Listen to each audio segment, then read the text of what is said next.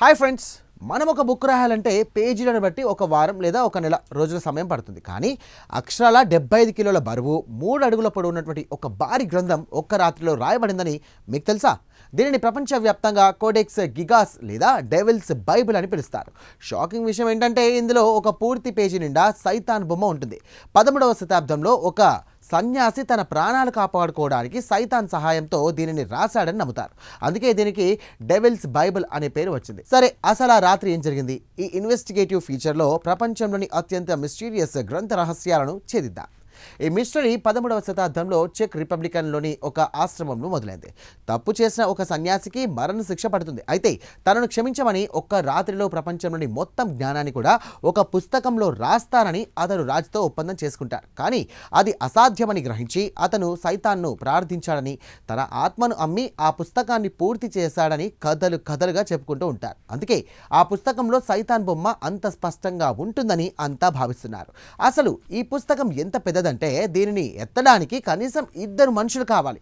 సుమారు 160 గాడిదల చర్మాలను ఉపయోగించి దీని పేజీలను తయారు చేశారు. అక్షరాల 624 పేజీలో ఉన్నటువంటి ఈ గ్రంథంలో బైబిల్ మాత్రమే కాదు, అప్పట్లో ఉన్న వైద్యశాస్త్రం, మంత్రతంత్రాలు, ఇంకా చరిత్ర మొత్తం ఉంది. విస్తుగొల్ప విషయం ఏంటంటే ఈ పుస్తకం మొత్తం ఒకే రకమైన చేతిరాతతో ఉంటుంది. శాస్త్రవేత్తల విశ్లేషణ ప్రకారం ఇంత భారీ గ్రంథాన్ని చేత్తో రాయడానికి అక్షరాల 20 నుండి 30 ఏళ్ళు పడుతుంది. కానీ ఆశ్చర్యకరమైనటువంటి విషయం ఏంటంటే మొదటి పేజీ నుండి చివరి పేజీ వరకు కూడా అక్షరాలు ఎక్కడా మారలేదు.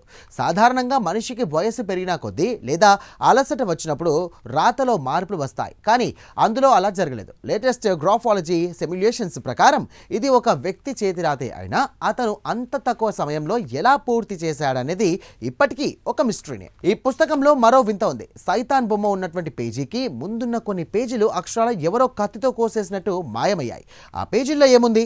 ఒకవేళ ఆ సన్యాసి రాసిన అత్యంత ప్రమాదకరమైనటువంటి మంత్రాలు అక్కడ ఉన్నాయా? అందుకే ఎవరో వాటిని దాచిపెట్టారా? ఈ అదృశ్యమైన పేజీల మిస్టరీ నేటికి చరిత్రకారులను వేధిస్తోంది. ఆ పుస్తకాన్ని తాకిన వారికి దురదృష్టం కలుగుతుందని కూడా ఒక నమ్మకం ఉంది.